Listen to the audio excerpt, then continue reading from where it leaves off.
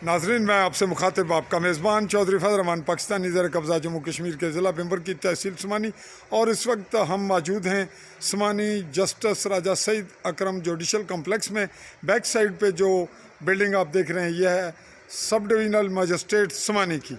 हमारे पास कुछ मुतासरा अफराद हैं, इनसे तारुफ लेते हैं और इनका मौक़िफ़ सुनते हैं। जी, क्या नाम तुसाना? मेरा नाम अब्दा बीबी है। मेरे अब्दा बीबी खामद ना क्या नाम है? अब्दुल मनाफ है। क्या मामला है तुसाना? अपना मामला है वो आ रहे थे अदालत विच। अच्छा। आज पुलिस ने उन्होंने पकड़ लिया। अच्छा, ते उन्होंने गिरफ्तार कर दिया है। हमारे छोटे छोटे बच्चे ने वो जहनी मरीज बंदे ने। तुसाने खामन जहनी मरीज हैं? जी जहनी मरीज। अच्छा, तो तुसाने मामला क्या केड़े रोले विच पकड़ाया तो पकड़वाया कुछ है? पकड़ाया सरवल वलदाद।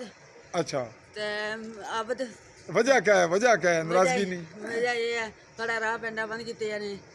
ਰੱਬ ਤੇ ਉਹਦੇ ਤਾਰੀਖ ਸਾਹਮਣੇ ਸੇ ਸਾਡੇ ਤਾਰੀਖ ਦਾ ਉਹਨਾਂ ਨੂੰ गोली मारी ने। ਮਾਰੀ ਆ ਗੋਲੀ पहला गोली मारी नहीं या अज? नहीं पहले गोली मारी। पहला ਗੋਲੀ ਉਹ ਤੇ ਚੱਲਦਾ हुन तुसा क्या नहीं हो भी तुसा क्या इंसाफ ਇਨਸਾਫ ਨਹੀਂ इंसाफ नहीं मिलना था? क्या होगा जे इंसाफ ना मिला? इंसाफ नहीं मिला। हम बॉर्डर खिलाफ करना।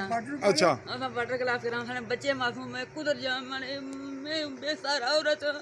कोई बंदा नहीं तुसाना सारा? कोई बंदा नहीं करा मेरा। अच्छा, कि ये बच्चे की कितनी उम्र है? इस बच्चे ने 9 साल।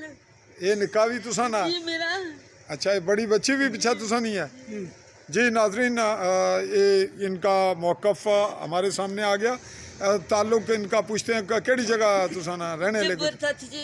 तो नींद था थी? अच्छा, समानी विच। जी नाजरीन, इनका मौक़िफ़ आ गया। इंतज़ामिया से ये मुल्तमिस हैं। SP भिम्बर और दीगर आला हुकाम इसी पे अगले मरले तक इसके मामले की अगर ज़रूरत पेश आएगी तो तहकीकाती अमल करेंगे। तब तक के लिए चाहूँगा इजाज़त। अल्लाह हाफ़िज़।